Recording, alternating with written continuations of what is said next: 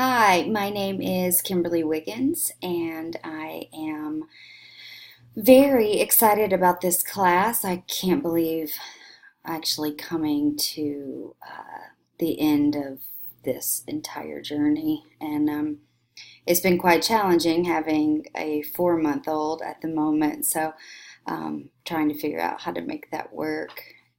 I've learned a lot so far. It's put me in situations where I've had to create more individual interventions, especially working in a dual diagnosis treatment center, battling addiction and mental health, because they oftentimes want an ACA, which is leaving against clinical advice. And um, how can I try and turn that around for them where they can acknowledge that um, there are issues going on, right? And life has become unmanageable. And there are ways to deal with those uncomfortable emotions and push through. So I actually teach a lot of DBT, so I'm really excited about this course because I hope that I can learn a lot more and teach people distress tolerance skills, which is part of what I do. So we can briefly escape some of that emotional pain and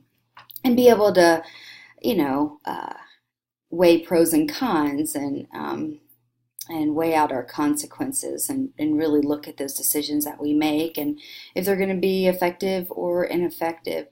I guess I'm really looking forward to the opportunity of having more formal discussions with my clients, and also having a longer relationship with them because I primarily work in detox right now. So that I'm not super involved in when they start to really make those goals and are putting that application into process, even though I still do see them throughout their stay.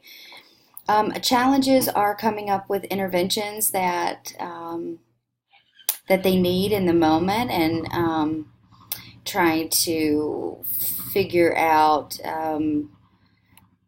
is this more about emotional regulation, interpersonal effectiveness, trauma coming up for them, and triggers?